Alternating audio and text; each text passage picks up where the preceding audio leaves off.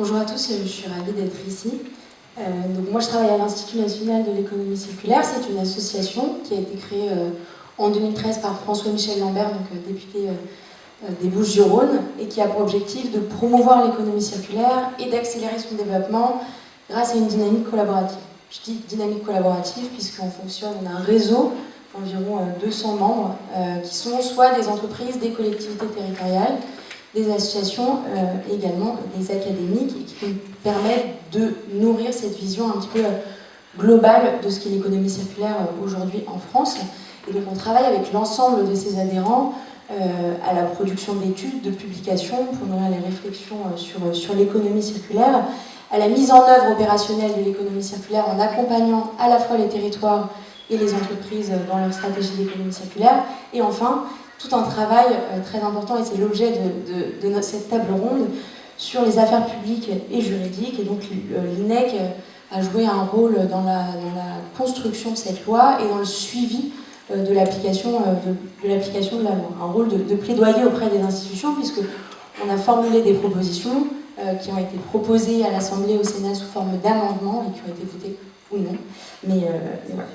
La loi AGEC, comme l'a dit Madame la députée, c'est près de 130 mesures qui sont venues modifier environ 16 codes différentes. Et donc, un grand nombre de ces mesures ont vocation à faire évoluer l'offre des acteurs économiques, à repenser notre manière de consommer, de produire, et à faire évoluer les modèles d'affaires aujourd'hui pour qu'ils soient plus économes en ressources. Alors, il y a un certain nombre d'obligations qui ont déjà été abordées par Madame la députée, mais un renforcement notamment des obligations des producteurs en matière d'information du consommateur en ce qui concerne les caractéristiques des produits, et là qui vise cette fois-ci à faire évoluer aussi et à donner aux citoyens la possibilité d'effectuer son acte d'achat en toute connaissance de cause, avec une obligation notamment d'afficher une information simple sur le caractère réparable des produits, pour les produits électriques et électroniques. Cette obligation a été élargie en 2022 à 5 catégories de produits supplémentaires. Un indice de réparabilité qui a vocation à se transformer aussi en 2024 en un indice de durabilité qui va intégrer des dimensions supplémentaires sur la robustesse, sur la fiabilité des produits. Et enfin, d'autres dispositions qui visent une meilleure optimisation des ressources, une évolution de l'offre des acteurs économiques, notamment par exemple la création d'un cadre légal favorable à la réparation, à travers par exemple un allongement de la garantie pour les produits d'occasion de 6 mois, donc qui passe depuis le 1er janvier 2022 à 12 mois. Je vais laisser Voilà, vous abordez la question du mieux produire, hein, c'est un enjeu de la loi AGEC. Du coup, peut-être à la CCI, vous avez déjà des remontées de certains entrepreneurs, de certains industriels qui vous font des retours sur sur la difficulté ou non de mieux produire, de mettre en place des nouveaux circuits pour être meilleurs producteurs. Oui, bonjour à tous. Donc, je joue la double casquette. Vous avez compris que j'étais représentant de B2E, mais là pour l'instant je suis le représentant des chambres de commerce de Bretagne. Petit exercice de schizophrénie. Oui, évidemment, côté des chambres de commerce, évidemment, on n'a pas attendu la loi AGEC pour travailler avec les entreprises sur leur adaptation aux enjeux de la transition écologique et énergétique. Et effectivement, il y a ces deux volets pour lesquels l'entreprise est au cœur de la problématique. C'est à la fois la question de sa propre compétitivité, de la réduction de ses propres impacts, et donc notamment de la réduction de sa production de déchets, etc. Mais aussi dans tout ce grand mouvement que connaît l'économie depuis quelques années, depuis la création de B2E, on va dire, c'est aussi de voir comment est-ce que ce grand mouvement-là amène l'entreprise à s'ouvrir à des champs d'innovation. Et donc il y a tout un tas de nouvelles activités qui ont été développées en Bretagne et ailleurs depuis une quinzaine d'années, qui sont portés par ces enjeux de la transition écologique, par tout un tas de défis qui se posent à l'économie, dont celui de reconcevoir des offres de produits ou de services qui soient allégés en ressources naturelles.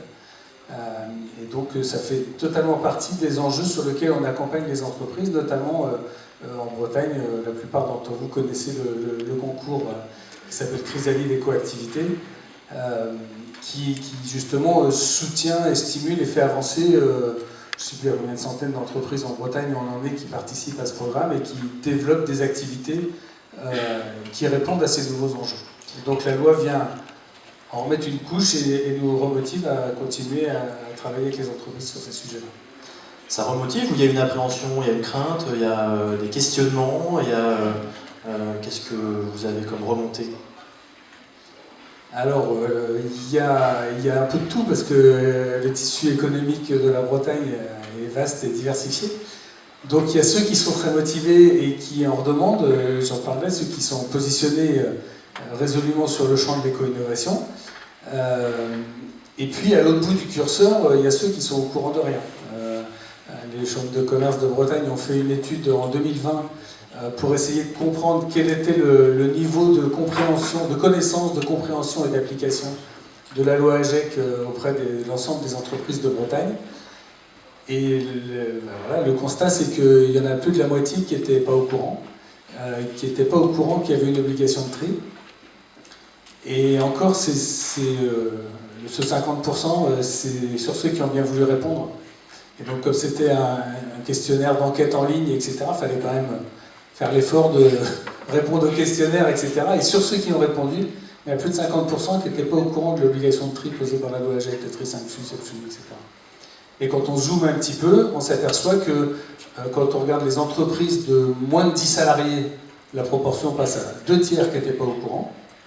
Et quand on est dans les plus de 50 salariés, ce qui n'est pas non plus un groupe multinational, là on arrive sur une proportion de 1 tiers qui n'était pas au courant. Donc on voit 1 tiers des plus de 50, 2 tiers des moins de 10 ne sont pas au courant qu'il y a une obligation de tri. Donc le premier enjeu pour nous vis-à-vis de la loi AGEC, c'est un énorme enjeu de pédagogie et de donner de la visibilité à tout ça pour expliquer, et puis ensuite il faudra accompagner. C'est intéressant ce que vous dites. Est-ce que du côté des syndicats des déchets, des entreprises de déchets, Madame Guénola-Gascoin, est-ce que c'est la même chose? Est-ce que vous ressentez cette même appréhension et peut-être ce manque de connaissance encore de la loi AGEC?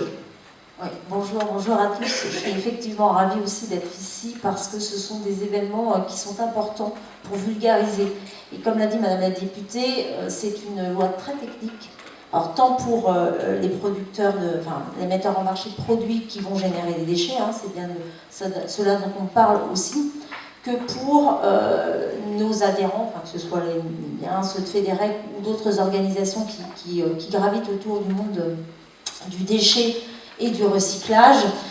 De la même façon, cette loi majeure, il faut le dire, il y en a eu d'autres, hein, Madame la députée l'a dit, il y avait déjà beaucoup d'initiatives, réglementaires déjà, mais cette loi majeure, elle implique aussi un besoin de la comprendre pour que les services, la production de matières recyclées puissent s'adapter effectivement aux enjeux qui ont été définis par le législateur. Donc, comme vient de le dire Loïc à l'instant, de la même façon, même si nous sommes pleinement, et nous étions pleinement acteurs également hein, dans la production de cette loi, bien évidemment, hein, on a fait aussi pousser des amendements en ce qui nous concerne, nous, étant sur un segment d'entreprise également de taille intermédiaire, il était important qu'elle puisse aussi avoir accès à ce marché, avoir une visibilité, etc. etc. Mais on y reviendra vraisemblablement aussi au cours de cette table ronde. Mais en tous les cas, il est très important que les entreprises du secteur puissent aussi être accompagnées, c'est notre rôle de syndicat. Donc, comme l'a dit aussi Loïc, on a ceux qui sont précurseurs, qui ont poussé, qui sont, on va dire, prêts. Il y en a d'autres qui l'appréhendent et on a besoin de beaucoup communiquer, de comprendre aussi ce qui peut bloquer pour eux et de faire avancer les choses. Et c'est aussi notre rôle dans toute la panoplie de textes d'application qui est effectivement très très important. Merci Anne-Claire Beuchet. C'est peut-être le même constat chez Fédérec, une difficulté pour l'instant à faire passer les messages de la loi AGEC, à la faire comprendre d'abord avant de l'appliquer? Alors avant la phase de comprendre et faire passer les messages, là on est encore dans la phase de travailler sur les décrets et donc sur la mise en application de tout ce travail qui a été fait dans la loi AGEC. Et cette mise en application, elle n'est pas simple, hein, elle nécessite une consultation large encore de l'ensemble des professionnels. On n'est pas tous d'accord sur cette mise en application, donc il faut qu'on trouve... Donc après la loi, il y a encore des discussions. Oui, tout à fait. On a encore beaucoup de discussions et sur plein de filières. Et c'est un petit peu la particularité de nos entreprises adhérentes chez Fidérec ou chez Snéfil, c'est que nous, notre métier, c'est d'aller collecter du déchet, le transformer en matière première issue du recyclage, qui va être consommé par les grands secteurs comme les panetiers pour le bois, la sidérurgie pour le métaux, etc., qui vont faire des matières recyclées qui elles-mêmes vont être consommées pour produire des produits et des biens de consommation.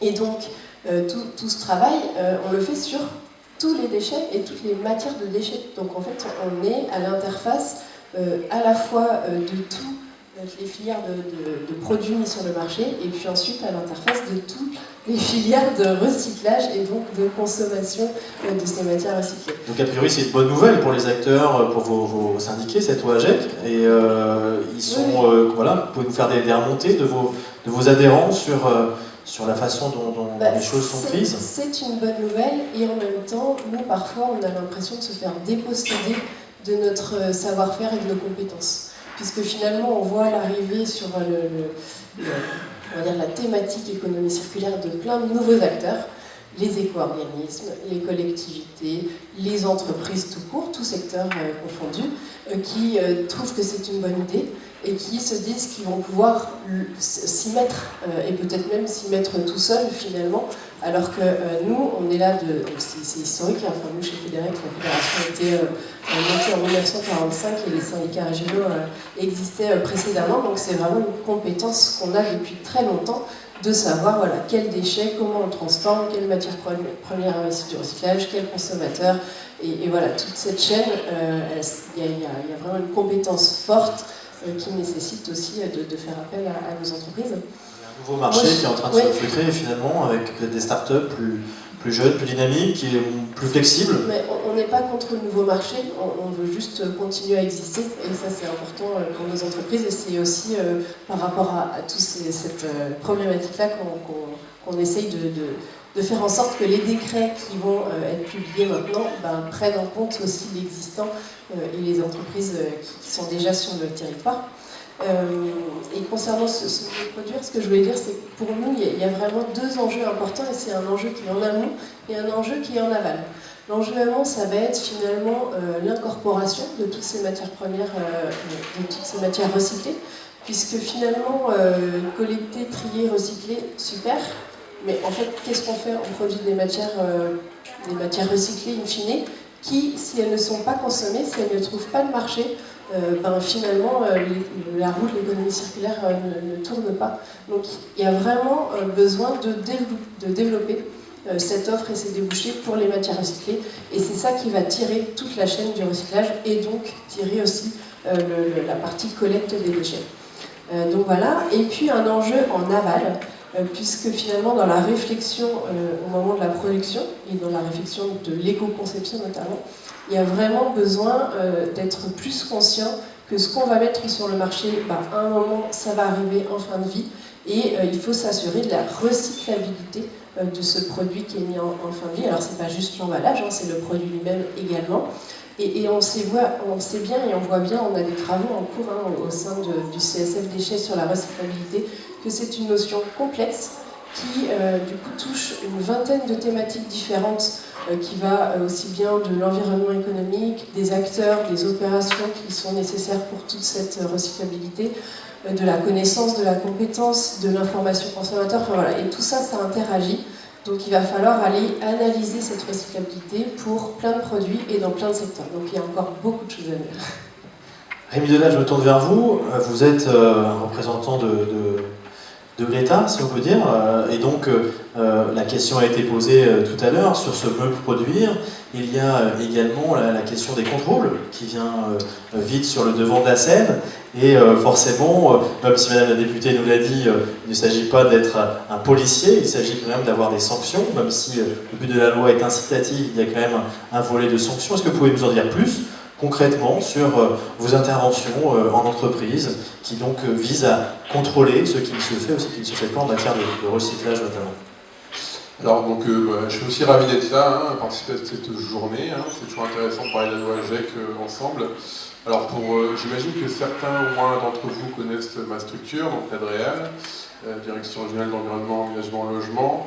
Donc on est un service déconcentré du ministère et on a la tâche de vérifier la bonne mise en application de la loi et de sa diffusion aussi au sein de la région.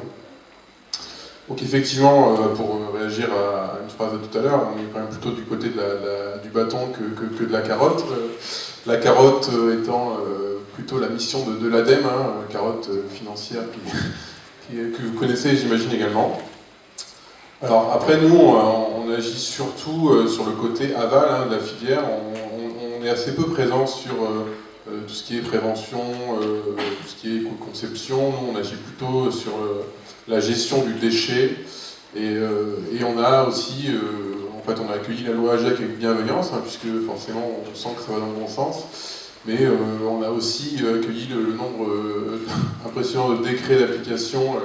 Et cette loi qui est assez foisonnante, du coup avec une charge de travail importante pour bien... Parce que nous on a besoin aussi d'avoir des éléments précis sur qu'est-ce qui est vraiment attendu de la part de ces textes législatifs et réglementaires pour vérifier la bonne mise en application. Alors du coup, c'est vrai qu'effectivement sur la partie prévention ou éco-conception, on intervient assez peu. Je pense que je pourrais peut-être parler un peu plus de contrôle tout à l'heure sur la fin de la blonde où on va parler un peu de gestion, notamment de tri à la source, apparemment, peut-être que tout le monde ne connaît pas, mais il y en a quand même... Et pour l'instant, sur la production, il y a déjà des choses qui sont mises en place dans l'entreprise, vous avez fait des contrôles, vous voyez les choses qui bougent sur l'appareil productif? Alors, sur la partie fin de l'utilisation du plastique à usage unique, on va avoir des actions de contrôle en deuxième semestre, notamment sur l'interdiction des emballages pour les fruits et les légumes. On a aussi une opération qu'on appelle dite boîte à kebab, où on va intervenir sur la fin des emballages, enfin on va contrôler la fin des emballages en polystyrène expansé. Et après, on a aussi des actions de contrôle sur la mise en place du tri 5, enfin 7 fruits maintenant, où on va vérifier sa bonne mise en application. Tout ça est en train de se mettre en place, si je le comprends bien. Alors oui, alors après le tri 5 fruits existe quand même depuis la LTCV 2015. On a ajouté 2 fruits en plus, c'est vrai, mais les règles de fond n'ont pas vraiment changé. Donc, bon, on a déjà fait aussi des actions de contrôle sur cette... J'insiste beaucoup sur le tri 7 fruits parce que c'est vrai que c'est quelque chose d'assez important pour créer la ressource.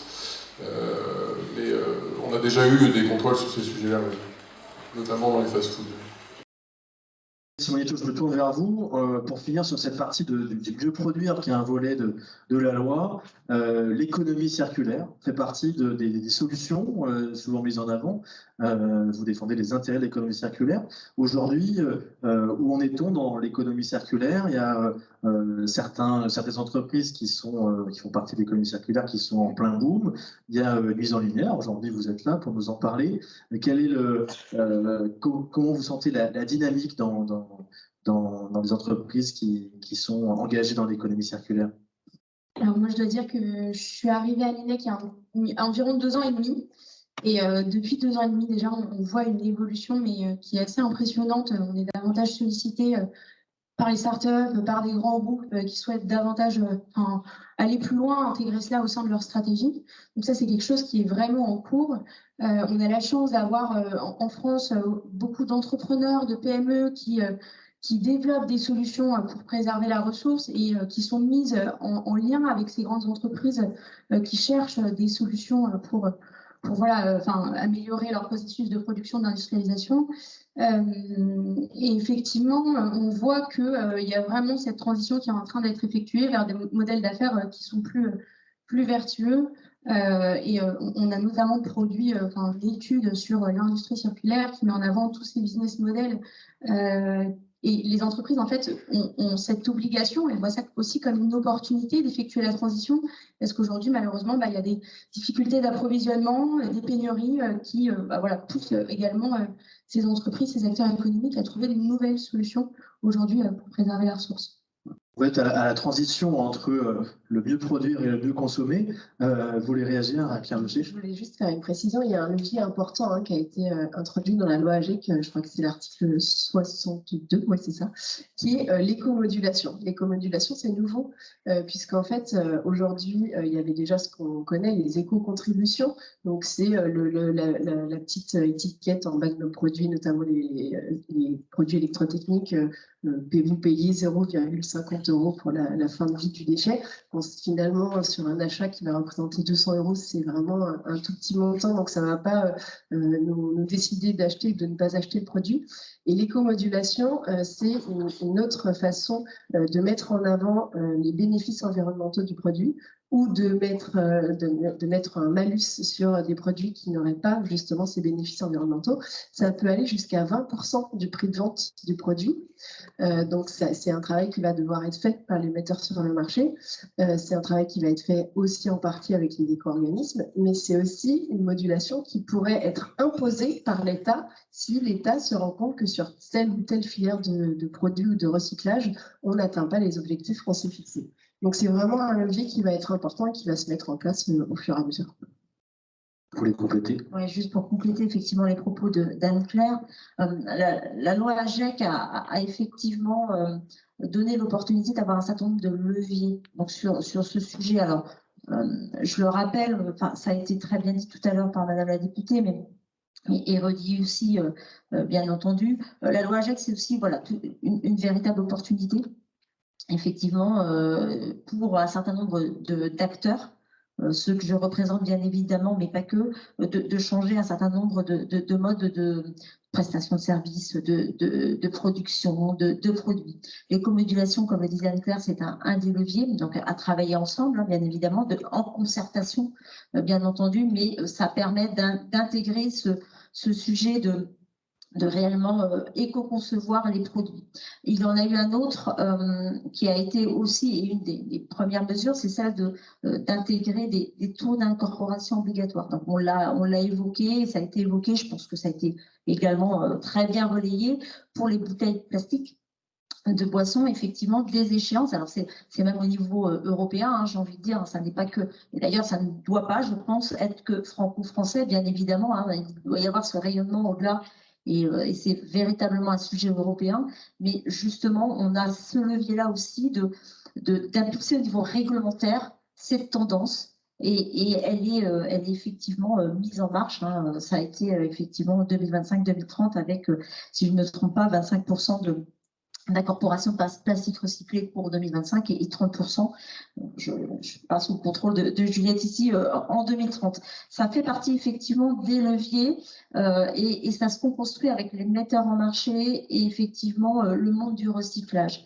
C'est-à-dire qu'il faut que dans cette notion de recyclabilité, dans cette offre de mieux produire, on intègre systématiquement le mieux collecter, mieux trier et donc mieux recycler, réemployer, réutiliser, etc. Mais il faut que ces trois objectifs-là soient bien pris en compte. Et c'est vrai que, comme le disait tout à l'heure un des intervenants, c'est pas aussi simple que ça, mais en tous les cas, c'est vraiment gage d'opportunité. Voilà, juste, j'aimerais qu'on s'arrête un instant sur le recyclage, qui effectivement n'est pas une chose simple. On ne peut pas tout recycler à 100%. Il y a énormément de technicité dans vos métiers. Est-ce que vous pouvez nous en dire un peu plus, notamment sur le plastique? On en a parlé, c'est un des plus importants pollueurs au monde, et la production est toujours là et continue à polluer les océans. Est-ce que on peut recycler n'importe quelle une bouteille en plastique, on peut la recycler totalement, par exemple, et d'autres. La députée ciblait tout à l'heure les jouets en plastique des menus enfants dans les grandes chaînes de fast-food, ou les couverts en plastique dans les chaînes de fast-food également. Est-ce que tout cela, on peut le recycler complètement? Alors, ça fait partie, effectivement, des objectifs et de l'accompagnement avec des partenariats avec des startups, effectivement, enfin, des startups, ou tout du moins de l'innovation, pour justement toujours plus recycler. Non, aujourd'hui, tout ne se recycle pas à l'infini. Bien évidemment, hein, on le sait tous, hein, il y a encore du traitement, de l'élimination justement pour ces outils, mais en tous les cas, c'est bien la voie que l'on prend. On a donné des échéances, hein, le législateur en a donné, il y en a effectivement techniquement aussi qui doivent se mettre en place. Par exemple, pour notre filière sur la transformation et la valorisation des déchets, donc on a ce qu'on appelle un comité stratégique de filière, il y en a d'autres, hein, dans un certain nombre d'activités. Ça fait partie aussi de nos axes de développement, justement, que de permettre de faire se rencontrer ceux qui ont les idées, les startups innovantes, avec des industries telles que les nôtres, nos entreprises qui justement ont besoin de passer, de développer ces systèmes-là et de les transformer en un sujet de labo à une vraie démonstration dans la vraie vie sur le terrain. Donc non, effectivement, tout ne se recycle pas aujourd'hui, mais en tout cas, c'est le sens de l'histoire. C'est un objectif. Wikira, vous voulez réagir sur le sujet?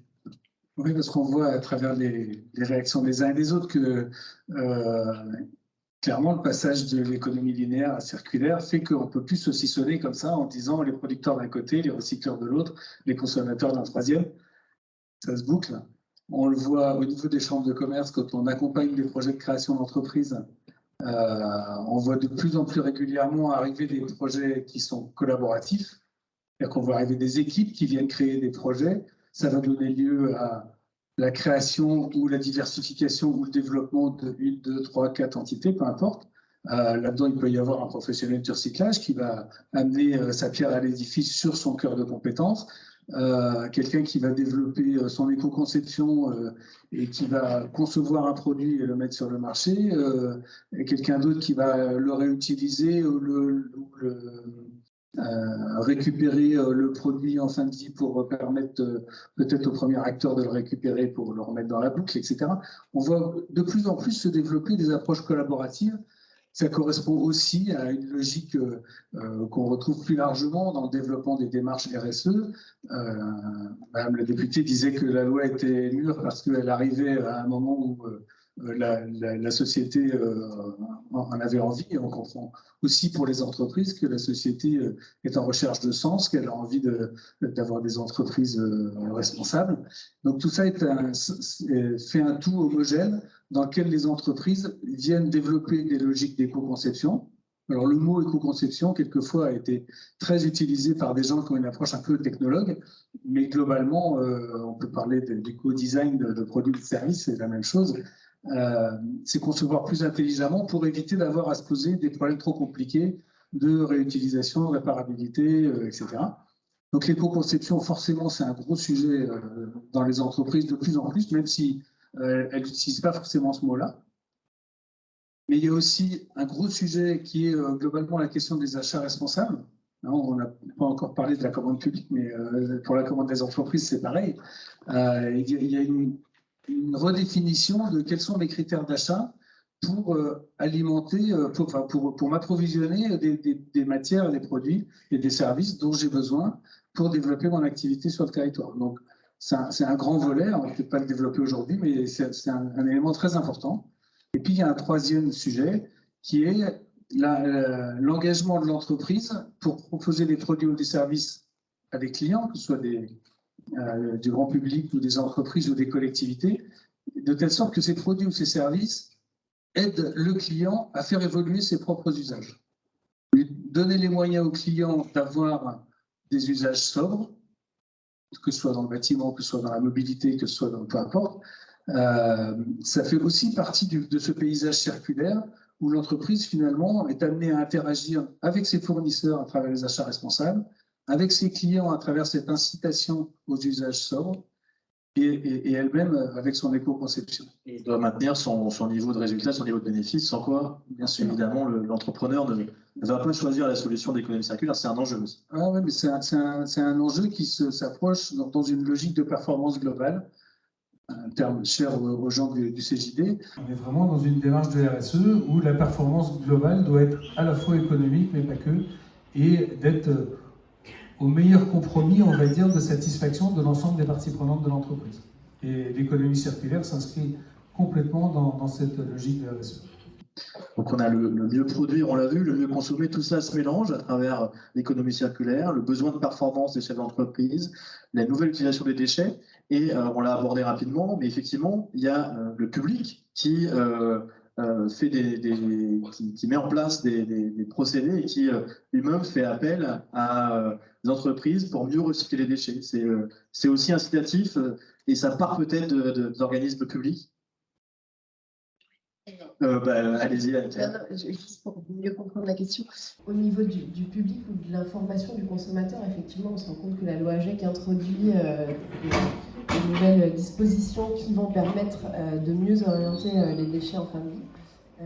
Je ne sais pas trop, je pense qu'il y avait peut-être la question de la commande publique et de l'achat. C'était ça, la commande publique, absolument. Et moi, je ne suis pas mieux placée pour en parler, donc je vais plutôt redonner la main à Juliette qui va intervenir. Alors Juliette, vous êtes mieux placée pour parler de la commande publique à ce moment-là. Oui, tout à fait. En matière d'évolution... Ça sert de levier, vraiment, vous le ressentez dans vos filières d'économie circulaire? C'est un levier sur lequel on peut vraiment compter et sur lequel on doit compter pour la transition vers l'économie circulaire. Aujourd'hui, la commande publique, on estime autour de 8% du PIB national. Donc c'est énorme, c'est un réel poids économique qui peut nous permettre justement d'orienter la demande vers des produits plus responsables. Et à travers cette commande publique, donc il y a bien sûr l'évolution de la demande de la part des acheteurs publics, donc des collectivités territoriales, des services de l'État et des groupements des collectivités territoriales, mais il y a également à travers cela, par effet ricochet, une évolution de l'offre des fournisseurs, donc qui doivent adapter leur offre pour répondre aux objectifs qui sont fixés par la loi. Alors, parmi les objectifs fixés par la loi, on a l'article 58 qui oblige les acheteurs publics, donc collectivités, services de l'État, à acquérir des biens issus du réemploi, de la réutilisation et intégrant des matières premières recyclées. Donc, il y a 17 catégories qui sont concernées et qui ont été précisées par décret en avril dernier. Et la question qui se pose aujourd'hui, c'est qu'une fois ces objectifs fixés, comment est-ce qu'on fait pour mettre en œuvre opérationnellement et comment est-ce qu'on accompagne les acheteurs dans ce changement de pratique? On imagine que les acheteurs qui travaillent souvent dans les collectivités, ça fait 10 ans, 15 ans qu'ils ont les mêmes pratiques. Aujourd'hui, on leur demande de changer complètement leurs pratiques et d'intégrer des critères techniques dans leur cahier des charges. Donc ça, c'est une question sur laquelle on travaille notamment, nous, à l'INEC, l'accompagnement des acheteurs, créer des échanges entre pairs, leur permettre de partager des expériences pour les aider à intégrer ces critères d'économie circulaire et solidaire dans leurs achats.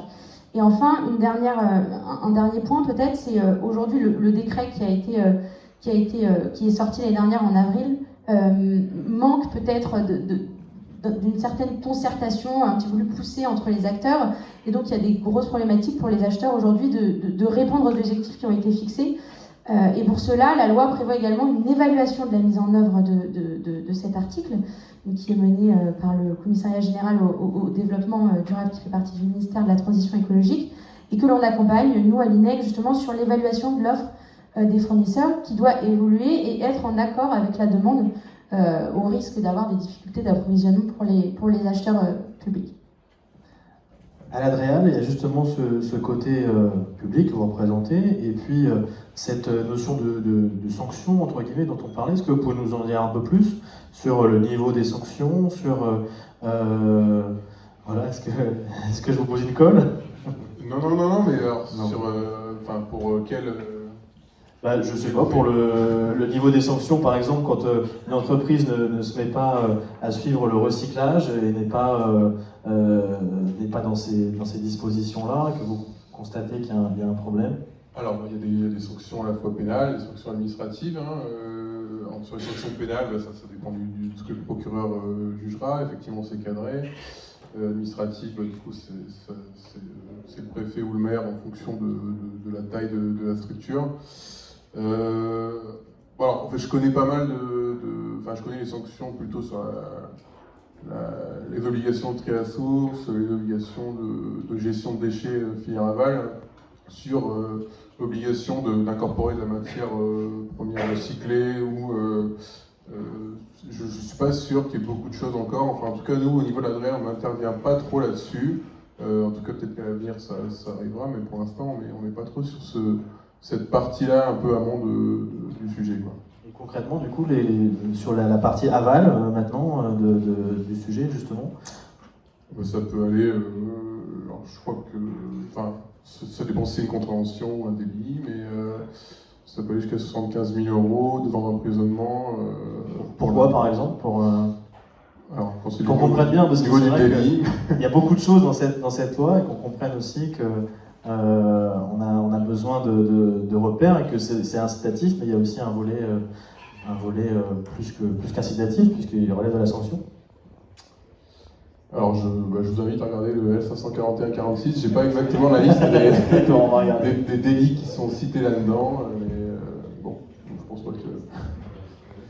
Si je peux me permettre, il y a plusieurs angles d'attaque parce que entre le dépôt sauvage qui forcément va être sanctionné par le maire ou peut-être le préfet, le non-respect de l'obligation du décret 5 ou 7 flux, un autre genre de sujet, puis un troisième genre de sujet qui est lié aux exploitants d'installations classées qui peuvent être pris en défaut sur leurs conditions d'exploitation. Donc je pense que, moi pour le coup je ne connais absolument pas le niveau des peines, etc. Mais j'imagine que dans ces trois schémas, par exemple, on est toujours autour de la loi AGEC, là, entre les dépôts sauvages, le tri 5 flux ou l'installation classée, mais l'arsenal répressif doit être assez différent. Bon, il existe. Alors après, c'est vrai qu'effectivement, on peut faire tout de même soit des voies incitatives. On n'est pas non plus là que pour la sanction. Hein. On est aussi là pour expliquer la réglementation. Hein. C'est aussi un peu le rôle de l'ADREAL.